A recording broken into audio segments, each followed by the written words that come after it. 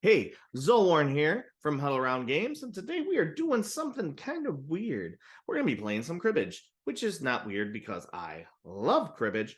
But what we're doing today is while I play a game of cribbage, I'm going to see how many questions I can answer on this giant list of randomly asked questions I get all the time. So we'll see how good I do and how many I can get and how badly I lose because I'm distracted and not at all because of luck or because I'm terrible at cribbage. Don't think I'm that bad, but we'll see. All right, here we go. I'm going to see how many I can answer as I play. I might have to pause in between to make my decisions for the game. My crib, we got 6-6 now. I'm going to throw these aces away. All right, first question. Why are there 3 tracks on the cribbage board? Well, if you're talking about the tracks where, I like this one. 31 for 2. And last one 4. If you're talking about 3 tracks as they go all the way around the board, that's because actually, while cribbage is often considered a this is going great already. Cribbage is often considered a 2-player game or has games where you play 4. Here, let me make my face a little bigger. I just realized. Not super big. Oh, man. 6 and 8. All right, let's go. Not a bad start. While cribbage is... While cribbage is considered a 2-player game most of the time, you can actually play with 3 players. And if you have 3 players, that third track really helps because you can all move the same direction. Now, it is possible to play 3-player cribbage with a not 3-track cribbage board. But what you have to do is you have one person start at the end and they go backwards while the other 2 go forwards the normal way.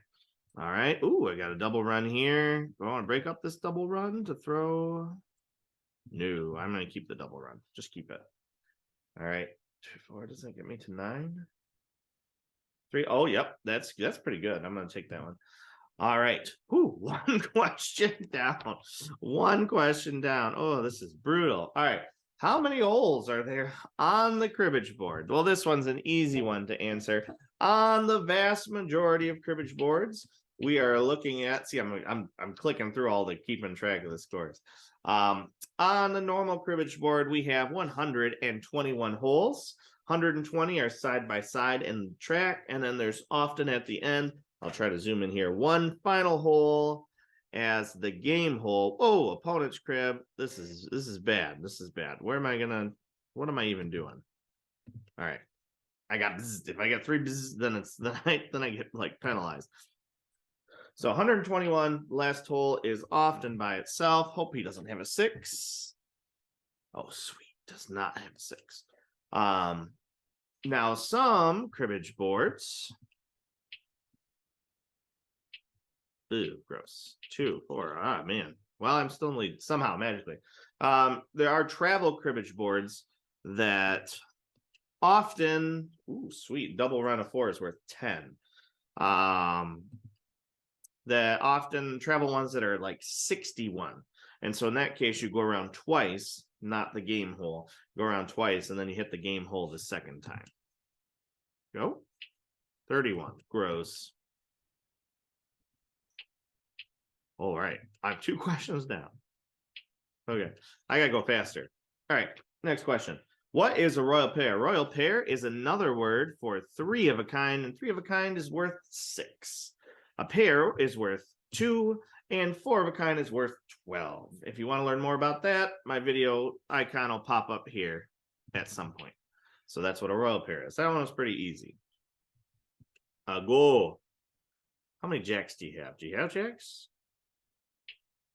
Jack? Yeah. There's that royal pair for 6 right there. What a perfect example. All right, 7 then. All right, cool. My crib. This is the one I gotta focus on. So I gotta focus here. My crib. 7's pretty good in there. So I'm gonna throw the 7 in the ace. Hey, not bad. All right. Why 3 pegs? Good question. So why do we have 3 pegs in the cribbage they often come with? Well, I always thought for the longest time that third peg was just an extra peg.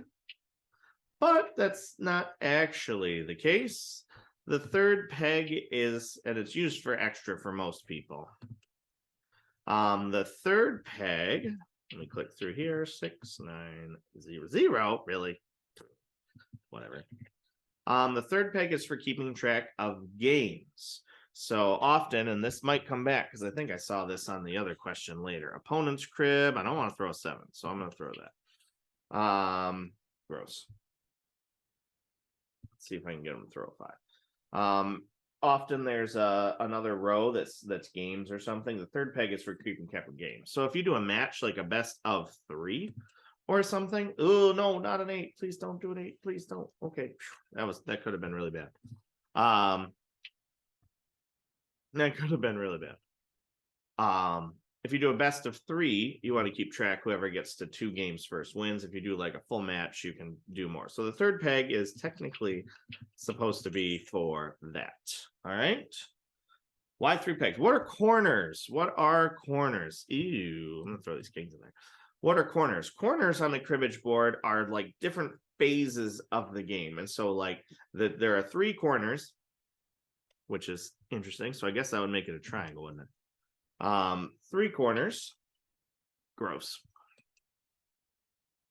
They are at the 30th hole, between the 30 and 31st hole, the 60 and 61st, and the 90 and 91st, which is also coincidentally the 91st is where the skunk line is, 61st is the double skunk line, and then the theoretical triple skunk would be after the 30, but that's not really a thing, so I'm not too worried about it. Let's go this way. 15, 2, 4, 6, 8. Well, I won this game unless he pegs like a nut. So I won this one. Yay! What was the question? Corners. So in the earlier corners and faces of the game in general for board position, and I am no board position expert, it's something that I'm really trying to work on. As you get towards the end, you want to place more of an emphasis on pegging. So like I am right now, that kind of thing. In the beginning of the game, you might be willing to risk more in terms of hands and points and luck of cuts to get an early lead. Yay, I won. We got through 5 questions. 5. Should I go for more?